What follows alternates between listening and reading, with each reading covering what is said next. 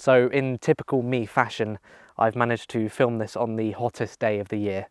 28 degrees today, but hey guys, it's Owen. Welcome back to another video. Now most YouTubers, when they get a new car, they wait 1 or 2 months until they get a feel for the car and then they show it off. Or most of the time, they show it off straight away. What they don't do is wait 6 months, do numerous mods to the car, and then show their YouTube audience. Well, in today's video, this is my new 1996 Toyota Paseo Si. And I've had it for 6 months now, and let's just say it's not stock anymore. Let's get on with it. So if you've never heard of a Toyota Paseo, I wouldn't blame you. These didn't sell in great numbers here in the UK. In fact, there's only about 70 of these SI models left on the road, and I've got one of them. But over in the US, they did sell in bigger numbers. They had a Mark 1 and a Mark 2, this being a Mark 2, and this was the only one we got in the UK. Now, a little backstory as to how I actually got this thing. Back in February, I'd been looking for a project car for a few months. My Mini was just such a reliable daily driver, I never needed to do anything to it, and it just worked. But I really wanted to expand my mechanical knowledge and just have something to sink myself into on the weekends. And that's when I came across this. This came up on Facebook Marketplace for £700, and it had a slip-in clutch, but I went up the same day, I looked at it and I bought it and drove it home 2 hours. So this thing over the past 6 months has needed its fair share of work. Number one obviously being the clutch. About a week into ownership after daily driving it, because, you know, I just wanted to show this thing off, it's so cool. The clutch completely went in it. I went to go one Saturday morning, foot on the clutch, it felt softer than usual, but I thought, oh no, that'll be fine. Tried to put it into first gear and it's like a brick wall, nothing was happening there. So into my back garden it went, and I actually did a full clutch change, including flywheel, on this thing, and it all went really smoothly, and I couldn't be happier with being able to do that mechanical job myself.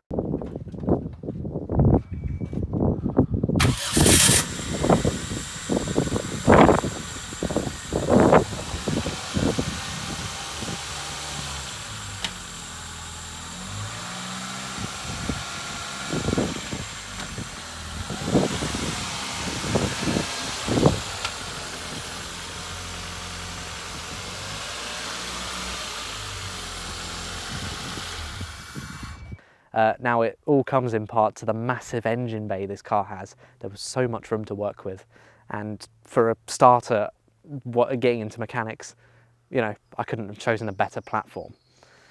Other jobs it's had done was suspension all round. Now the shock absorbers were going on it. In fact, I took 4 people out in this car once and I just heard one of the rears just burst going over a speed bump, and at that point I thought, you know what, I should probably just do them all round, because both rears were leaking, the fronts were definitely starting to go, and the springs were starting to corrode. So I thought it may as well do all of the jobs while I was there. Now, this is where I get onto some of my chavvy mods. As a youngster, I do like to modify my car to keep up with the car scenes, you know, because I'm hip and cool like that in my Mini R50 and, well, this thing. So the car's actually got 40mm lowering springs. Now, I can actually justify this. The car was really high to begin with, and I think just that little 40mm drop actually made the difference on this car, and it looks so much better. So obviously that paired with the new shock absorbers, and then I've also added 20mm wheel spacers around just to give the fitment stick out a little bit more. I think it just helps the look of it. In terms of other suspension-y, wheelie mods, new rims. Yeah, that's a pretty important one. Those were one of the first things I put on the car after doing the clutch. 3 spokes, I think they're just perfect for that 90s aesthetic, and I always wanted to put 3 spokes on something. I thought this was the perfect opportunity, and I think they fit the car so well. They are a bit small for what I would have normally gone with. I think 14s are a little bit small on this car. The stocks are 15, so yeah, they're a bit smaller than usual. I may look at getting some new wheels soon. I definitely need new tyres, so that might come as a part of it. But yeah, I mean, I think they look a whole lot better over the stock ones. And yeah, I quite like them. So what's this thing like to drive? Well, I have to say it's a fantastic driving experience. Obviously, I've only had a driving experience of like 3 cars, the KA, my Mini, and now this. And I have to say, overall, I have the most fun in this car. It's just so nimble, it likes to go around corners, and for a 1.5 litre engine with 90 brake horsepower, it ain't bad.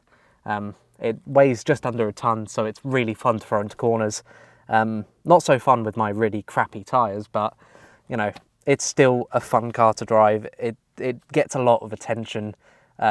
Just the other day, in fact, pulling up to a petrol station, someone just had no idea what it was and just kept me there for about half an hour asking questions.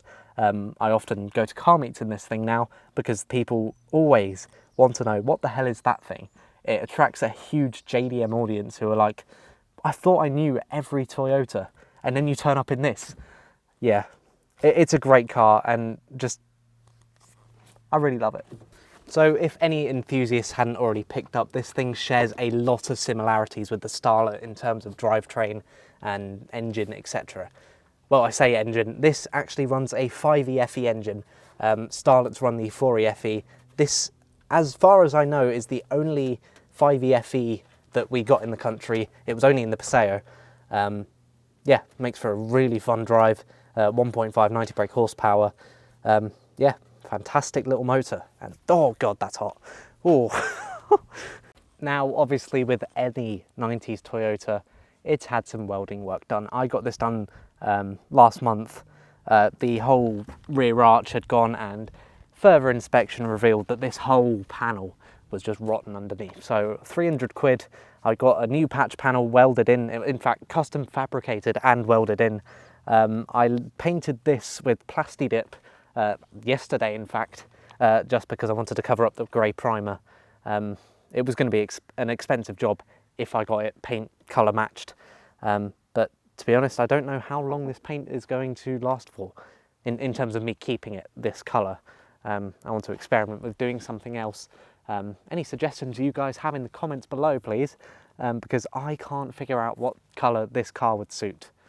So your input would be greatly appreciated. So why don't we take this thing for a spin?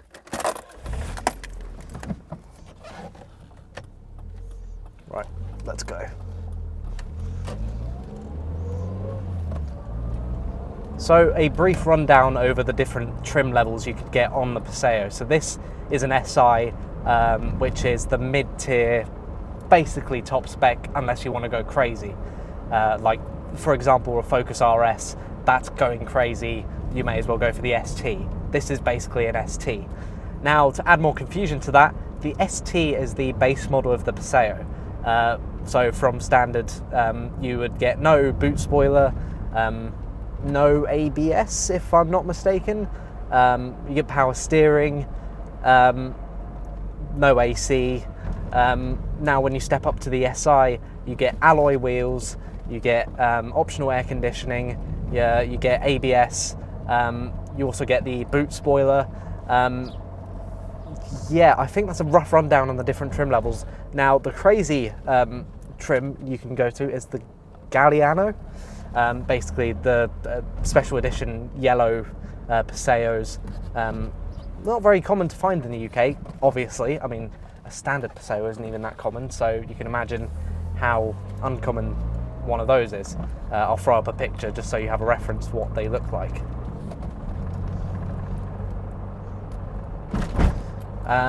Now, since mine is an SI, there was an option for air conditioning, but the guy who bought it, or the gal who bought it back in 1996, didn't option that, and now I have to pay on the hottest day of the year.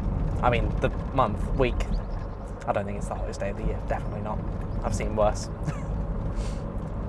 But, you know, my little blower fan does the job.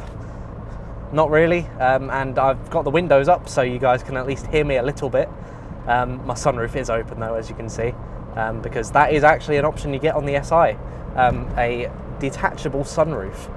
You've got the option of popping it open, as you can see by the little latch on the top, or just taking the whole thing off, and since it was so hot, I thought I'd take it off. Sorry, I know I'm quite shaky, and I'll try and post-process some of that. Try not to run over this cyclist.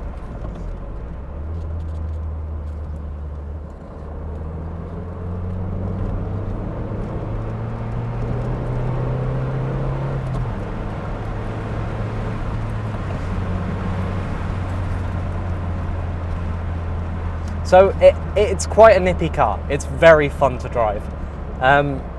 You know, you always have the most fun in the slow cars. I don't think I would get on with this if it had 200 brake horsepower. Now, saying that, one day I'd love a Celica, but you know, this is a great you know, a step until I get to that point. I mean, it's a 1.5. It's cheap to insure. You know, keep in mind I still didn't have 1 year's no claims, and this cost me £1,000 to insure for the year. For reference, my Mini cost over 1,600. So yeah, I mean, it's still a fair bit. And you know, if I had held off, I would have probably paid significantly less. But oh well.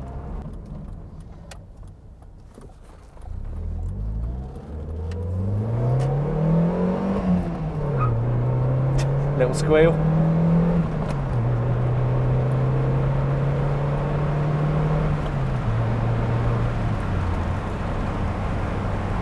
There you go. I hope the wind noise isn't too intrusive. Probably is. But yeah, this thing is very fun to drive. It's just a little rocket. It loves to go.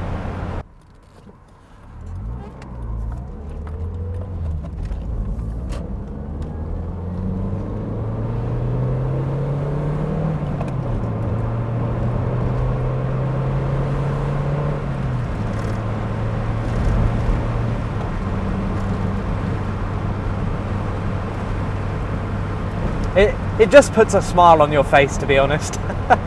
Hearing that little 5e rock up and then just plotting your foot down. Yeah, I go through a lot of fuel on this car, I will admit. Yeah, it's fantastic.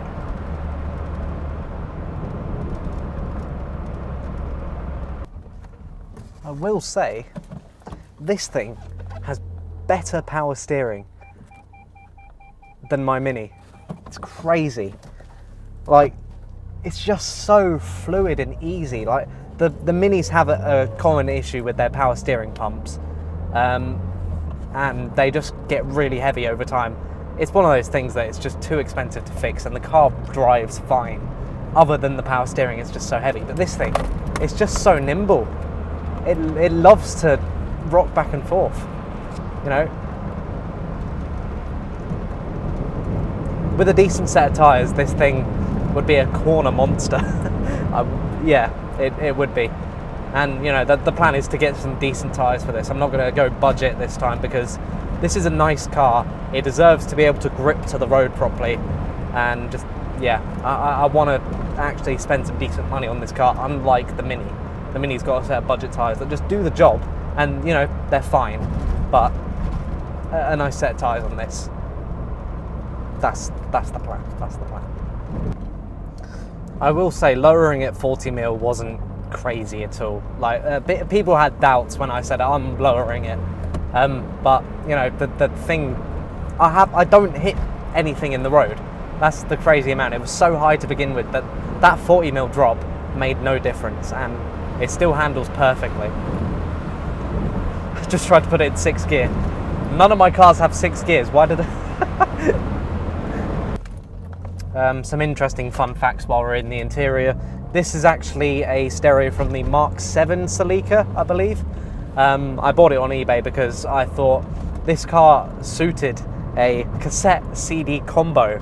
I've also later added aux to the inputs, and I've got a little Bluetooth adapter for my phone there. So, you know, I've got the best of 3 worlds essentially. My tapes can be played, my CDs can be played, and also aux Bluetooth to my phone.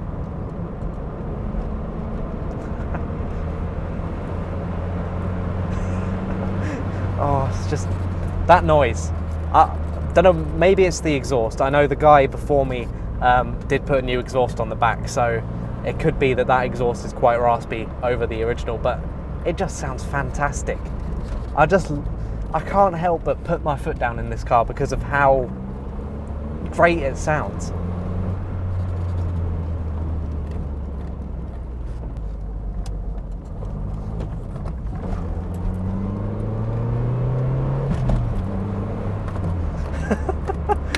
Oh, right. let's get back to it. So there you guys go, a look at my new car. Let me know what you guys think in the comments below. Any ideas of what I could do to this car. I'm sure I've got lots that I'm going to be experimenting with. This is a project car at the end of the day, so I do want to, you know, go out of the ordinary, try new things, not bang my phone on the quarter panel. Anyway, thank you very much for watching, and I'll see you in the next one, which will hopefully be not 6 months later. Goodbye.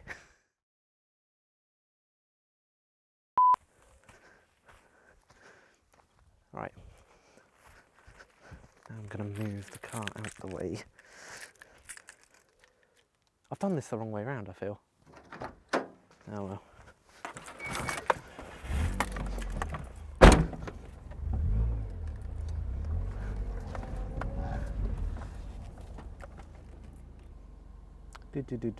Just waiting a little bit of time for the shot, just so you know you get a real feel for the background, because I've been rambling on for an odd 30 seconds. Let's see. It's really hot, Jesus. F me. Like, I wish I'd picked the car with air conditioning, to be fair. I reckon that's enough time. Let's back it up now. I'm not going to be able to get it in the same place, but oh, I'm just an idiot for doing it that way, because you know, that's what I do best. Don't stall. I reckon that's good.